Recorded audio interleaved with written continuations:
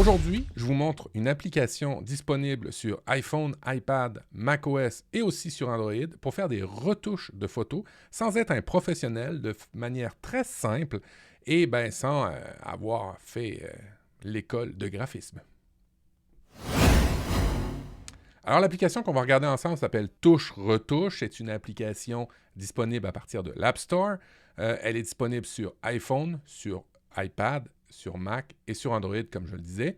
C'est une application qui est payante. C'est une application qui, pour Mac, est aux alentours de 15 €. Alors, des fois, il y a des spéciaux, surveillez ça. Pour iPhone et iPad, elle est aux alentours de 2 €. Et c'est une application qui a pour ambition de pouvoir corriger des photos en masquant des éléments dans la photo ou en corrigeant des choses ou en retirant des éléments pour améliorer des photos.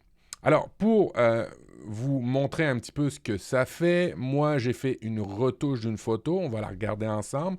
Et après ça, on va en faire une en live, en direct. On va en faire une sur macOS et après ça, on va en faire une sur iPhone. Vous allez voir, pour des retouches de photos, moi, j'ai peut-être pas le talent nécessaire pour faire sur iPhone. Peut-être que sur iPad, ça va beaucoup mieux, mais sur iPhone, je vous la recommanderais moins que sur macOS parce que j'estime que ça prend une souris pour faire ce genre de correction-là et ce genre pour modifier ce genre de détails-là. Alors, allons tout de suite sur l'application. Voyons une photo que j'ai corrigée. Hein. C'est une vieille photo. Vous voyez, la résolution n'est pas très, très grande, très, très bonne. C'est une photo qui a plus de 15 ans. C'est une maison. Pour le moment, on n'a pas grand-chose à dire par rapport à ça, mais regardez à quoi elle ressemblait avant touche-retouche. Oui, alors, d'abord, la saturation, les couleurs n'étaient pas très, très belles. C'était plutôt terne. Au niveau des fils, vous voyez à gauche, il y avait des poteaux d'électricité, il y avait des fils qui reliaient la maison, des fils dans l'arbre. Au niveau du trottoir aussi, il y a eu des corrections qui ont été faites et une fois fait, après 1 minute de travail avec l'application, vous pouvez voir ce que ça donne. Alors, c'était quand même assez simple à faire. Il y a une prise de connaissance de l'outil. On va regarder ça ensemble. Il y a dans cette application-là 6 outils. C'est exactement les mêmes qui vont venir sur iPhone et sur iPad. La suppression d'objets, la réparation de photos, la suppression de fils ou de lignes électriques, le clonage, ton couleur et recadrage. Ce sont les 6 outils que vous utilisez dans l'application et qui vont être les outils essentiels par rapport à ça. Évidemment, il y a toujours le bouton comparer pour voir ce que ça donnait avant et après. Des fois, ça peut être moins beau après qu'avant. Le bouton annuler, undo, et le bouton historique et ensuite exporter. Alors, je vais sauvegarder cette photo-là sur le bureau. Je vais en amener une autre et vous montrer un petit peu le genre d'éléments qu'on peut faire. Alors, je vais importer une nouvelle photo que j'ai préparée pour vous montrer comment on masque un objet. Alors, on se voit directement sur une photo que j'ai prise pas loin de chez moi.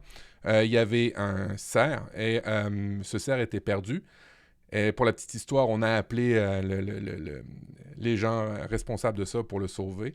Mais admettons que je veux l'éliminer, mais pas en vrai, mais l'éliminer dans la photo. Alors, je vais prendre l'outil Objet et je vais simplement,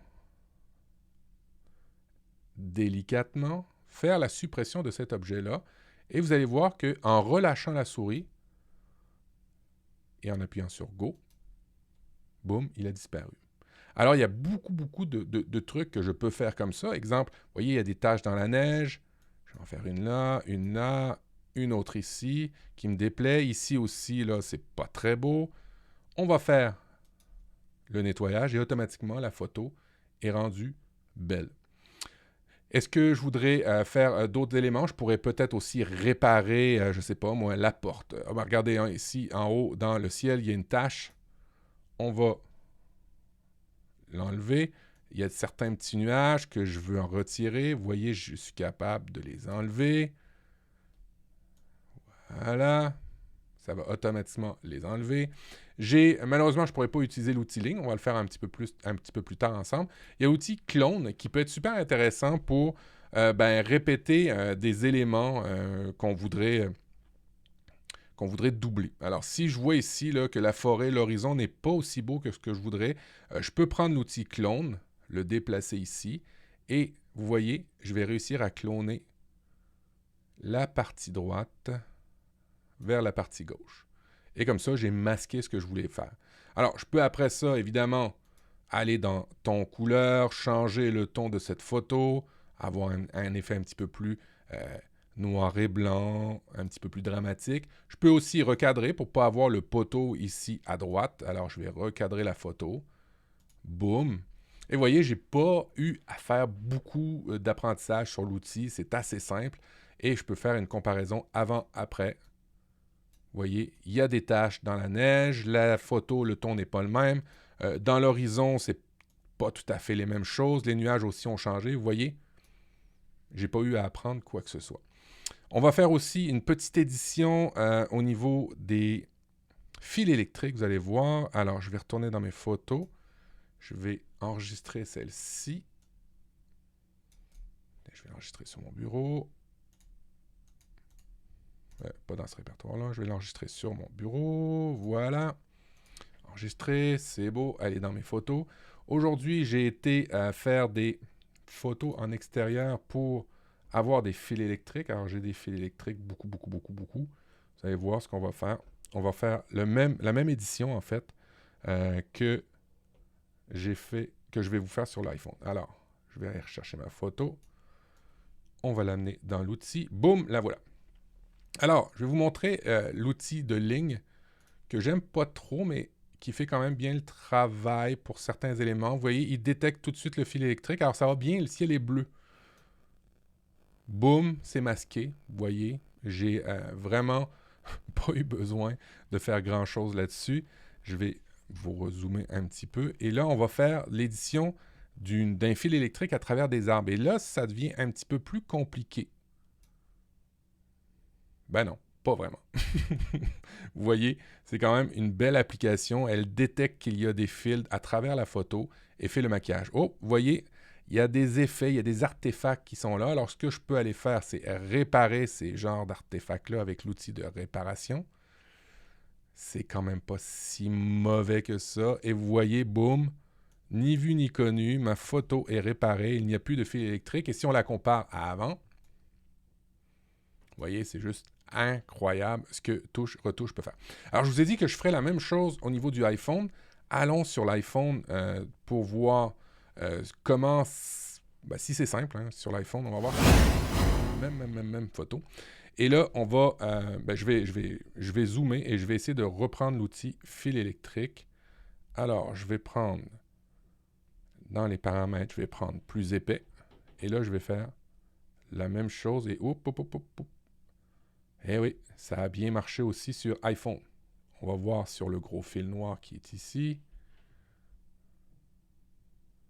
Est-ce que ça marche bien sur iPhone?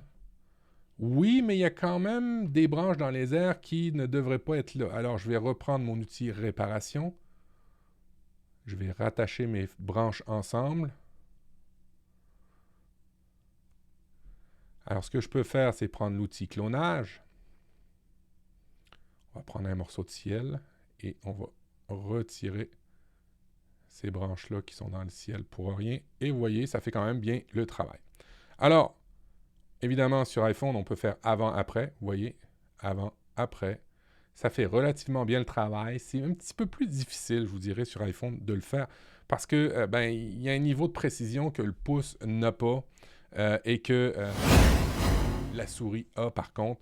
Et c'est beaucoup plus intéressant de travailler ainsi. L'application, comme je vous disais, est au coût de 15 € ou 2 €. Alors, si vous avez aimé cette vidéo, n'hésitez pas à la partager. N'hésitez pas aussi à mettre un pouce si vous l'avez aimé. Dans les commentaires aussi, de me dire si vous l'avez déjà, si vous l'avez expérimenté, s'il y a des difficultés par rapport à l'usage de ces applications-là, que ce soit sur iPad, iPhone ou sur macOS. Et puis, on se retrouve dans une prochaine vidéo. Et n'oubliez pas surtout de vous abonner. Allez, ciao, ciao!